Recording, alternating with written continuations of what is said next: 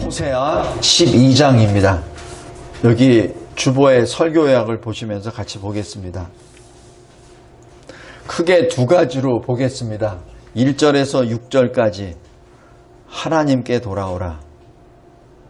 그 다음에 7절에서 14절 그 북이스라엘 에브라임의 죄와 수치를 알려주십니다.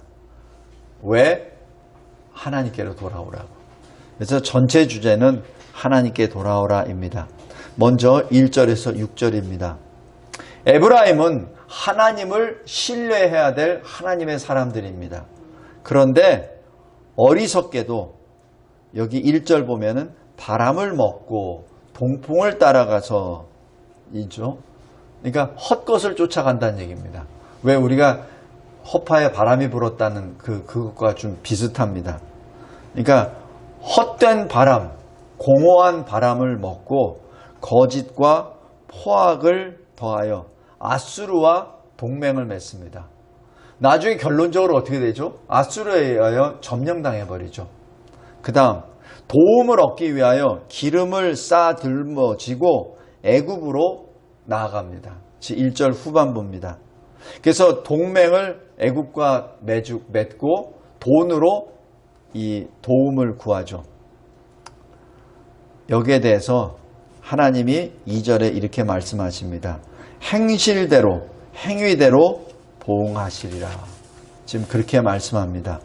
그러면서 이 북이스라엘의 근원에 대해서 지금 말씀합니다.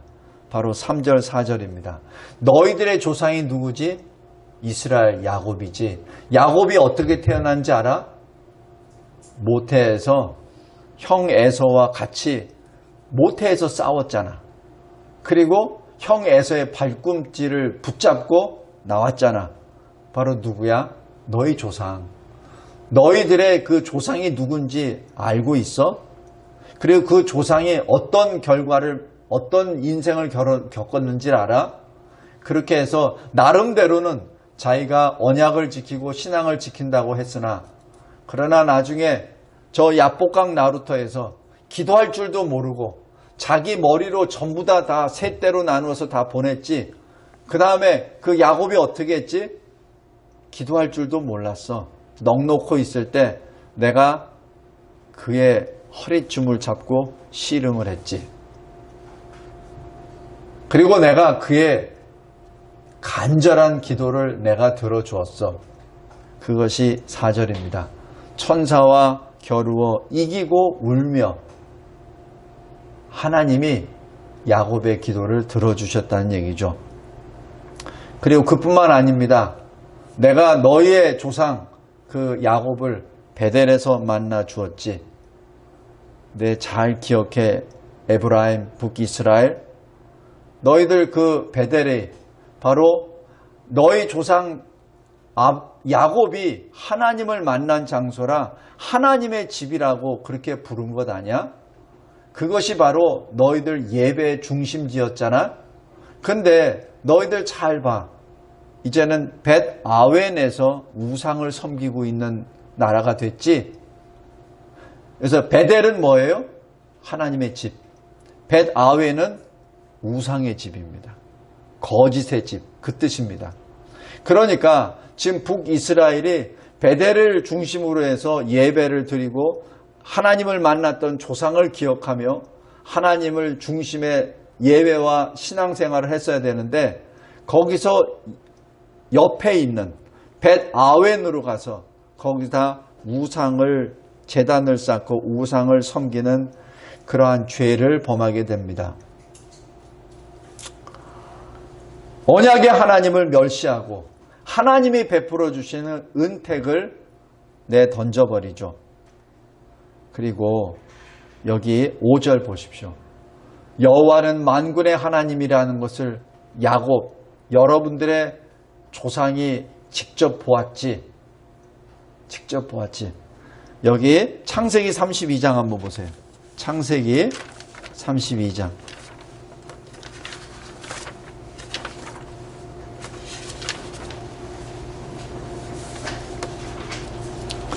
라반과 헤어지고 난 다음에 32장 여기 1절 2절 보면은 야곱이 길을 가는데 하나님의 사자들이 그를 만난지라.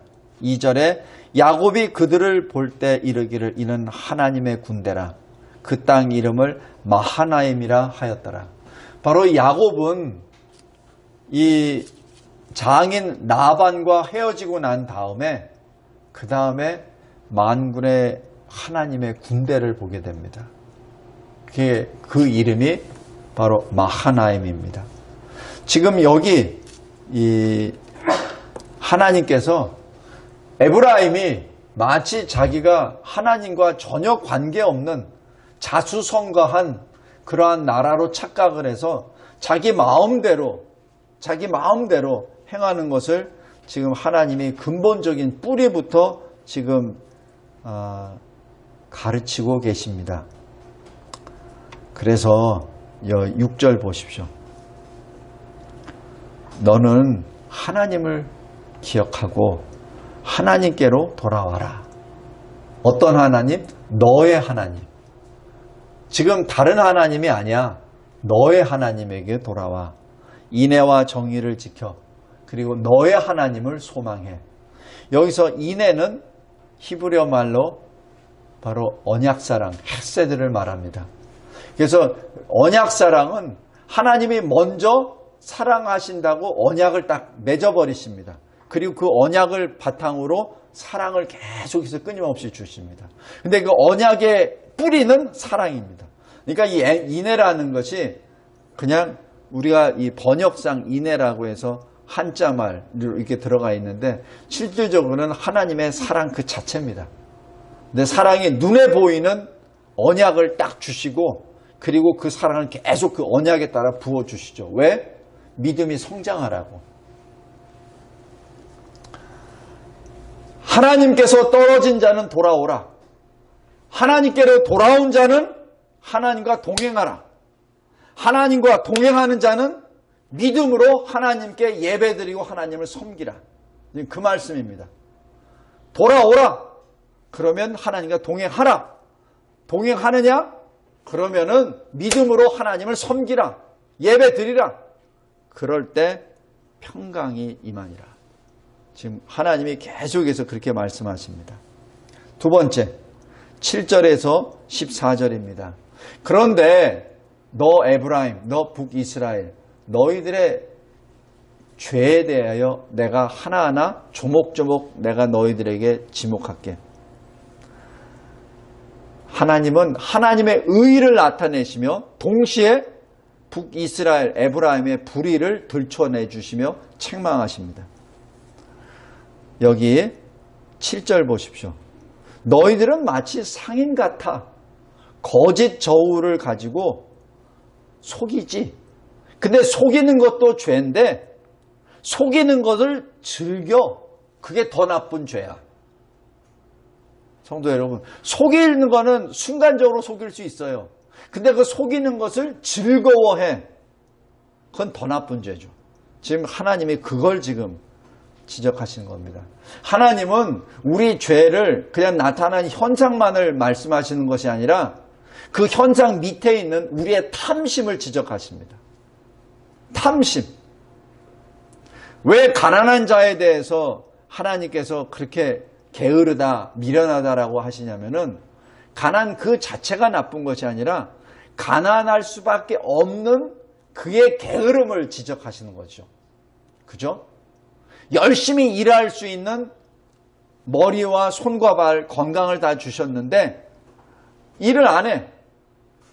그래 놓고 남 탓을 해. 그리고 남의 것을 뺏으려고만 해. 그리고 그냥 가만히 손 털면서 누가 주기를 바래. 지금 하나님이 그것을 지적하시는 거예요. 그 자체가 잘못됐다는 것보다도 그 원인이 뭐냐는 얘기죠. 그리고 또 더 나아가서 여기 8절 보십시오. 자기가 지금 부자래. 그래 놓고 내가 그 부자가 된 만큼 내가 돌이켜보니까 내가 죄달 만한 게 없어. 내가 거짓말로 이렇게 속이고 했는데 전혀 그게 죄로 받아들이질 않아 라고 하는 상인과 같다라고 말씀합니다. 이것이 바로 에브라임의 어리석음입니다. 스스로 자기가 어리석다는 것을 나타내는 것이죠. 우리 세상에 가지고 있는 부는 우리 거 아니에요.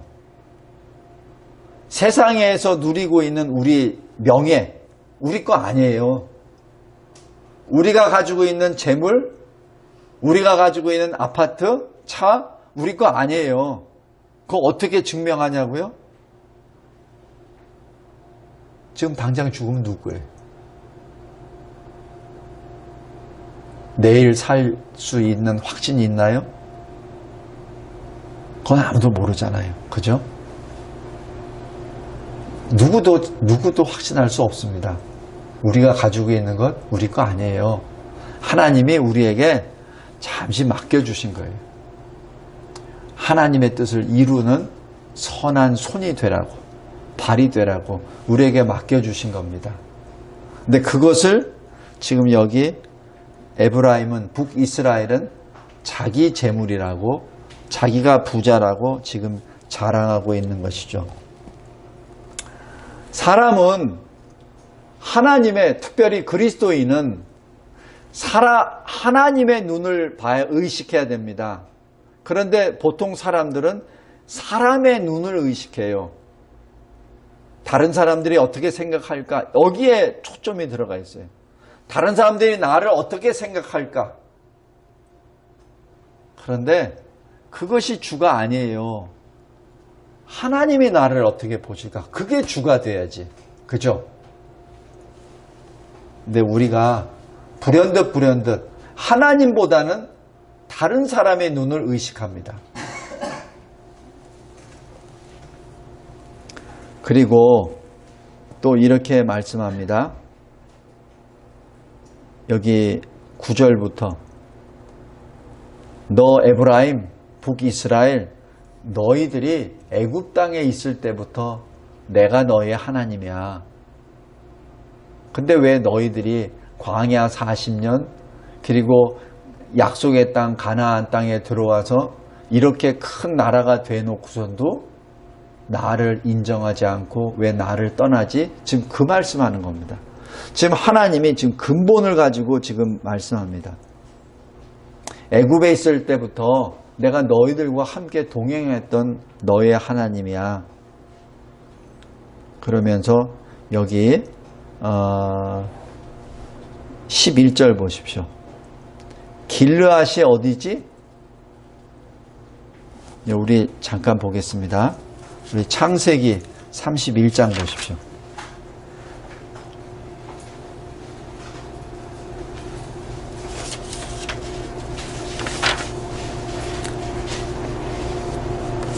창세기 31장 23절 보십시오. 이 야곱이 자기 처자식을 데리고 라반을 떠나죠. 이제 3일 후에 이 라반이 그걸 깨달아요. 그리고 막 쫓아옵니다. 그때 23절 보십시오. 22절부터 보겠습니다. 3일 만에 야곱이 도망한 것을 라반에게 들린지라. 23절 라반이 그의 형제를 거느리고 7일 길을 쫓아가 길르앗 산에서 그에게 이르렀더니, 여기에 길르앗이 나옵니다. 여기 이때 라반의 심정은 어땠죠? 열 받았죠?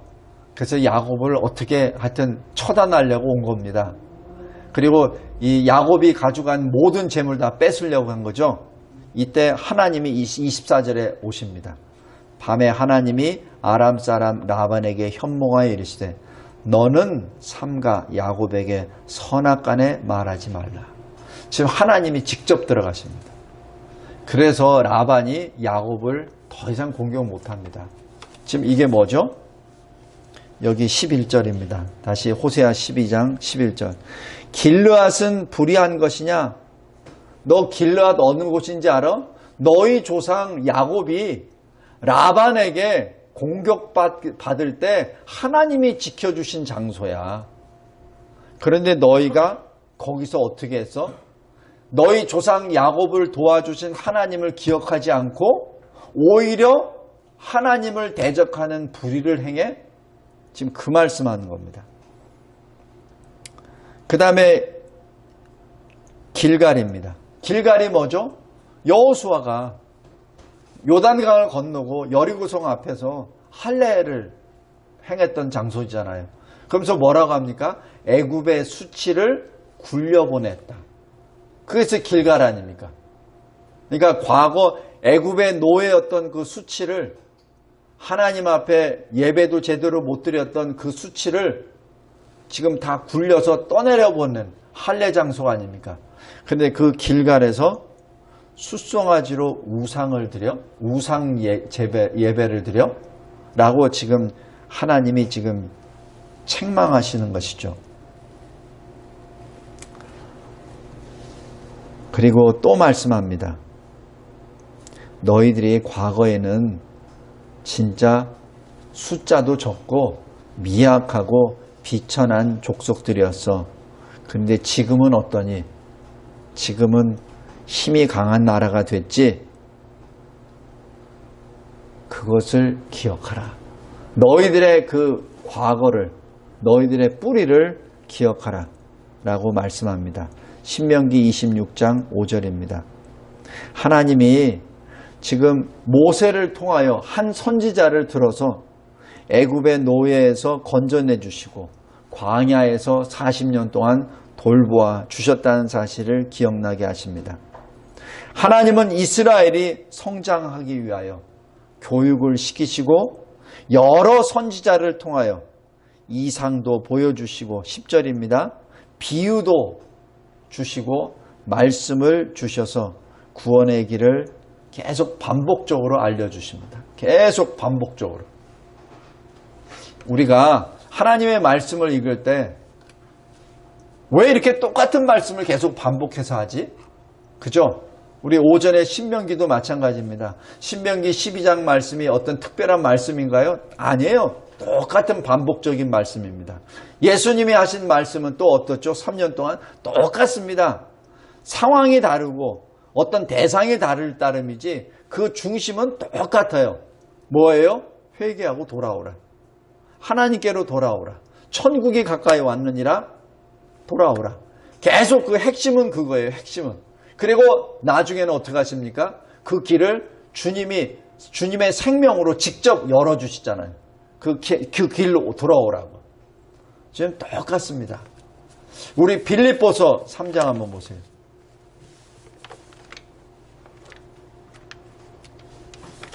빌립보서 3장 1절.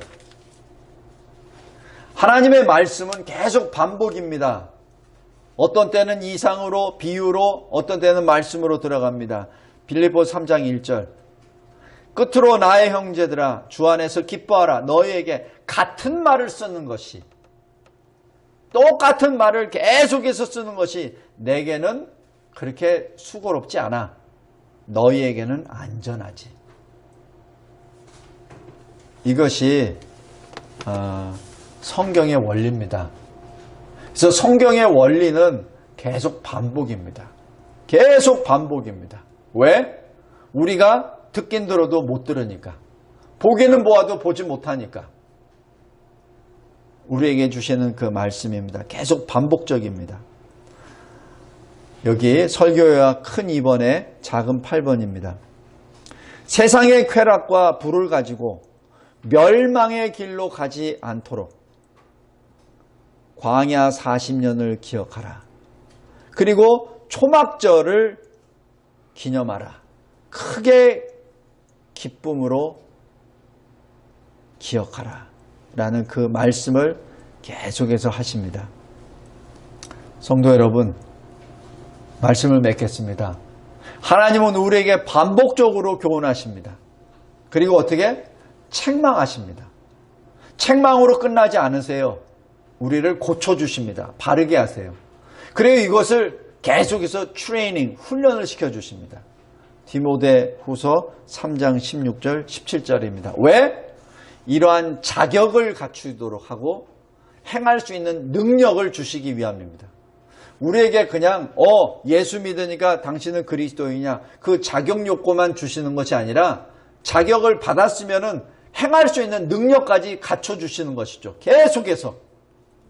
그래서 하나님이 기뻐하시는 선한 일을 행할 수 있도록 우리에게 자격도 주시고 우리에게 능력도 주시고 그것이 하나님의 뜻입니다.